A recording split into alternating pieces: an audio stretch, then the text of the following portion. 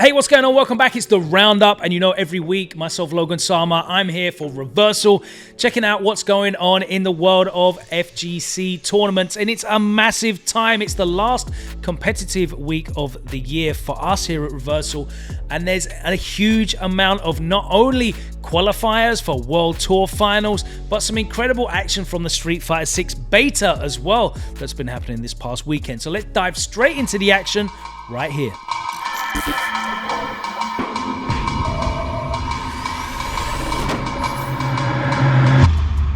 For the fourth year, Red Bull hit the streets in South Africa, and we were in Cape Town for the action as Street Fighter 5 and Tekken reached the culmination of qualifiers to find out which players would be champions of South Africa. Top fours for both Tekken 7 and Street Fighter 5 were played out in single elimination format with first to 5 sets, and the finals of Tekken 7 saw Farouk face Callum. Farouk was able to close out 5-3, and he becomes the national champion of South Africa. That's GG's. In Street Fighter 5, Jarby M was going for the 4-peat, having won the last 3 Red Bull hit the streets. Both Jarby and his opponent Ren qualified for the final by winning their sets 5-0. But it was Jarby who looked the more comfortable as he pulled into a very early lead against Ren using Chun-Li. And in the end, Jarby proved far too strong for Ren as he got the victory 5-1. He is not only the South African national champion, but he will also be going to Red Bull Kumite 2023. Speaking of Red Bull Kumite, we had a run back as well in an exhibition match as Idom and Mr. Crimson faced off in a return of their grand finals at Red Bull Kumite in London. This time round though, the score much more reflected their meeting at Evo's top 8, and Idom, he proved far too dominant for Crimson and the pressure was too much for him to bear, and Crimson definitely cracked under it. Idom coasted to a 3-1 victory in this exhibition.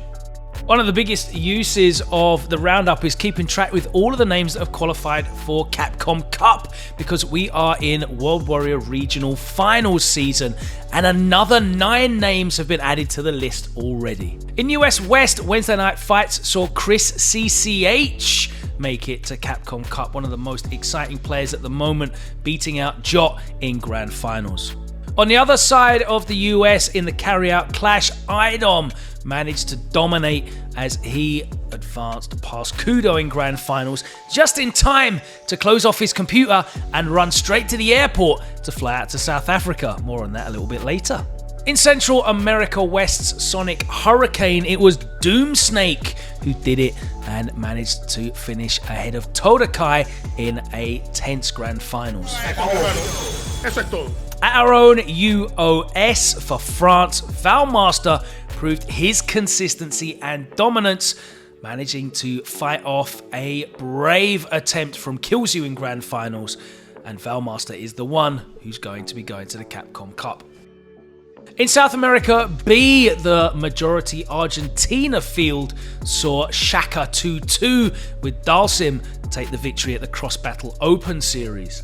Spirit Zero's finals for South Korea saw the ever-consistent M Lizard aka Tourney take another victory for Vega as he moves on to the Capcom Cup. Our third US qualifier in the Midwest, this time for Super Saturdays, was Mags, who managed to defeat El Chakotay in a fierce Grand Finals. In Asia Southeast, the Versus Community Series saw Bravery get the job done against Lacuna C. Germany's fiercely fought qualifier at the Salt Mine League saw MDZ Jimmy make it as the lone Ryu to qualify so far. Got him! And lastly, in Europe East at the Salt Mine League, it was Karl Mal who managed to qualify for the finals, another Ed joining the ranks. Of course, this weekend was the Street Fighter 6 beta, and due to the incredible functionality of the lobby system, it was entirely possible to run tournaments on the beta, and one person in particular really stood out. First event we're going to look at is Casa Bunch's Pizza Party. that was in support of the quest to conquer cancer. It was Chris Tatarian that got his first win of the weekend, overcoming Graham Wolf in the grand finals and finishing in first place. Next up was Yipes' can opener, and Vagabond was able to earn his place in the grand final against, you guessed it, Chris T. Chris was showing he was willing to spend it all to secure the victory and got some amazing conversions off the drive impact. But it wasn't just offense, his defense was on point, the perfect parry conversions as well. Vagabond wasn't out of it though, and he converted off of this wall splat with a sick finish, showing off some of the impressive graphics in this forthcoming game. Lord have mercy. Christie showing incredible awareness of the spacing to take advantage of the exhausted state. Get a big combo here. And he showed incredible reactions here with the drive impact counter to close out a 3-0 victory in grand finals. Christie is your can opener. And then we move over to our next tournament, which is Tampa Never Sleeps. Grand finals here saw Chris T taking on Knuckledoo, who fought his way out of the loser's side. Chris T showed he was willing to burn all of his resources this weekend to secure the victory, and this put him at set point. But despite Knuckledoo bringing it back to 2-2, Chris T's awareness was incredible. And check this meaty overhead setup. Do was able to bring it all the way back and reset the bracket in grand finals. But Chris T continued to show his mastery of the mechanics and pulled into a lead. In the end, it was a dominant grand final reset, and Chris T took it 3-0, and that is another tournament in the bag. In L.I. Joe's Beta Bash, things were getting a little bit wild in the lobby, and it was Nephew who was in winner side of grand finals facing, once again, Chris T. He made the most of this burnout state and reset the grand finals. Chris T rounded out an amazing weekend of Street Fighter 6 beta action by defeating Nephew in the grand finals reset and taking another title. Can't wait to see more action in Street Fighter 6 as the months continue. Over in Europe, it was Ken Bogard's Kakuprat tournament that saw Europe competing, and in the grand finals, we saw Kenpachi with his Ryu facing off against Life's Kimberly. The real working man damage from Ryu, who hits like an absolute truck in Street Fighter 6, proved to be too much for the tricksy Kimberly play, and Kenpachi was able to close out the victory and take it this time round. Big shout out to everybody who was enjoying the beta and loved the competitive action. You can find a lot of the archives of these events on YouTube and Twitch. Big thank you to everybody who ran events for this and kept the community hype and excited for Street Fighter 6 during this beta. Very fond memories of this event and this street. The final Dragon Ball FighterZ Power event on the World Tour took place fittingly at the Jump Festa convention in Tokyo, Japan. The main talk of the tournament was that 3 Japanese players were battling for their spots at the World Finals, namely Oblivion, Ikoan, and Taco. In scenes similar to last week's B-Pro Cup, Taco was sent to losers early by Ikoan and had to fight through the losers bracket as he met Ginyu specialist Garu in losers semis. It was looking bleak for him at first as Garu took an early lead. Taku fought back and eventually took the set and was one step closer to his goal of second or above to qualify for the World Finals. Meanwhile, Oblivion cruised into Grand Finals with ease as he took down Ikoan in a swift 3-0 score, showing why he is one of the hottest young talents in the world right now for Dragon Ball FighterZ. Ikoan started strong during First Blood, but the losing streak continues when the chips are down between these two as Taco won the set, and with that, guaranteed his spot in the World Finals. In the Grand Finals, even if Oblivion did win, he would not be able to overtake Taco on the leaderboards, so at this point, he was playing for pride. But Taco still looked hungry for the win. Not to be deterred, Oblivion battled back from a 0-2 deficit to reverse sweep and win the tournament from the winner's side, showing that even if he didn't qualify, he is still one of the best in the world. If this kid shows up to the LCQ in Vegas, he will no doubt be one of the favorites to make it through, so look out for that. As we draw closer to the Tekken World Tour Finals in Amsterdam, we are blessed with the regional finals happening every week. And this weekend, it was Pakistan. As usual, the 8 best players on the regional leaderboards are split into 2 extremely stacked pools. Pool A saw favourite Arslan Ash struggling to qualify, only in 2nd place after a hard-fought battle versus ARC. One player remained undefeated in this pool, Kashi Snake, with 3-2-0 victories. In Pool B, the big surprise was Khan not making it out. The EVO Grand Finalist could only get 1 win and was eliminated by Hamad's Brian, while Atif Butt took 1st place after an undefeated run, and Hira Malik was in 2nd, proving how stacked this region is. Arslan Ash won a very close 3-2 versus Hira Malik, and then validated his ticket to the World Finals after a win in the runback versus Kashi Snake in Losers Finals. In the Grand Finals, Arslan reset 3-2, and then was able to take it 3-2 in the Shin Grand Finals set, managing to overcome Atif Butt. But both of these players will rightfully be competing at the Tekken World Tour Finals in Amsterdam next year. Anytime a player goes there, you know, Fake Taxi, Mr. Taxi went there as well, and other players, you know when Nee went there as well, you know, Nee, he had I have to apologize for that one, don't I? That was a bad one, wasn't it? Yeah, I'm gonna be. Mr. Taxi. Am I here? Can y'all hear me? We are live with the SNK Regional Bouts East Asia.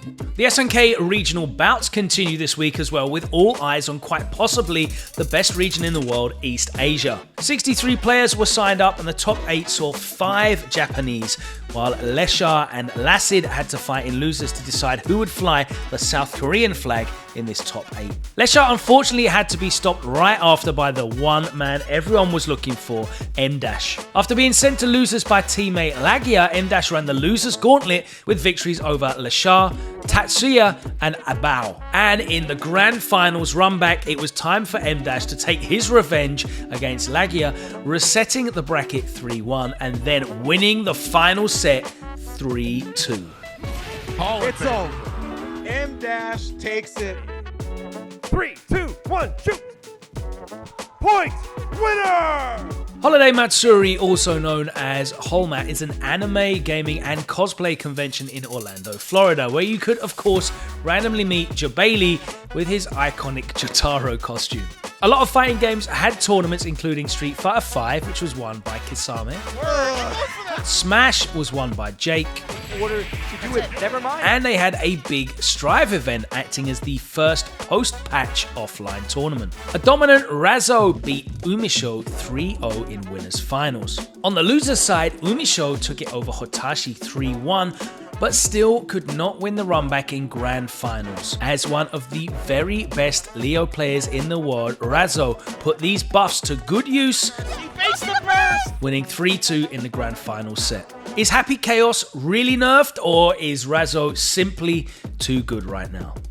And on the European side of Strive, the turnout was massive. 101 players entered Team SaltyEU's weekly Strive event post-patch, with almost all of EMEA's heavy hitters in attendance and $273 in the prize pool. The winner side of top 8 culminated in a classic Zando versus Slash. The Saudi player mentioned last week that he was very happy about the May buffs, and it shows. A 3-2 victory over Zando in winners finals. On the losers side, Tiger Pop qualified to losers final after a 3-1 win against Verix Nago. Despite adjustments in both characters, Zando versus Tiger Pop once again finished in a victory to Zando, earning his runback in the grand finals. And what a runback it was! A very close first set saw a 3-2 bracket reset from the losers side, and the final set once again went all the way to a game number 5. And as is tradition for SaltyEU, Strive events are always fun and always hotly disputed. And congratulations to Zando, who wins it in the end. Gonna be it, Rexy. I think it is. Calvados does not forgive, and neither does Zando. Don't forget, for all you Tekken fans as well, SaltyEU runs the Tekken Renegade qualifiers every Saturday, so make sure you enter for that. We want to see you on Renegade. It had to be this way. Oh! After the demise of the Smash World Tour and the Panda Cup, the streamer Ludwig and his team at Mogul Moves decided to do the Scuffed World Tour, a Melee and Ultimate Invitational based on the Smash World Tour results. Top 8 of each game got a spot and 8 more players based on results and variety were invited. It was a double elimination bracket and they were both played in one day this week. And it's definitely worth noting that this was for a good cause. The event was to raise money towards the guys over at VG Bootcamp. So let's take a look at the results. After creating history this year, AMSA concluded his 2022 with a solid win in an intense grand finals against Hungrybox. He managed to dispatch Raikin, Jmook, Leffen and Mango on his way to grand finals. It was Mango that sent Hungrybox to losers in winners semi-finals, and he then proceeded a losers run, which saw him eliminate Jmook, Axe and Mango in the run back. There it is, and Hungrybox takes Mango. But that wasn't enough to topple AMSA, who managed to secure the title. The big question now is, who will be crowned as the best player of the year? Spargo won the tournament without dropping a single set against Tweak in grand finals. After his comeback from main stage, he is absolutely killing the competition with a second major victory, solidly beating Siskui, the 2 young Japanese prodigies with Mia and A Cola, and double eliminating Tweak. And that is all the time we have, not just for this week, but for this year. It's been an incredible year of competition, and thank you so much for joining us. We're going to be taking a week off next week. Apologies if there are any tournaments happening, but we'll get back to those in the new year, and we cannot wait to get back to competitive fighting games with you guys in the new year as well. Thank you so much for being with us on this journey for the past couple of months with the Roundup here at Reversal. We can't wait to cover more of your incredible action in 2023. There's so many exciting finals to come. Thank you very much for getting involved in the comments as well. We appreciate all of the likes, all of the thumbs ups, all of the comments, all of the shares, and of course all of the subs and follows. Hit us up on social media. It's Reversal_GG, and we are just Reversal GG on Twitch and on YouTube. So we will see you in the future. Till then, take care, stay safe, have a happy holidays, happy Hanukkah and Merry Christmas to everybody who is celebrating. We'll see you in 2023.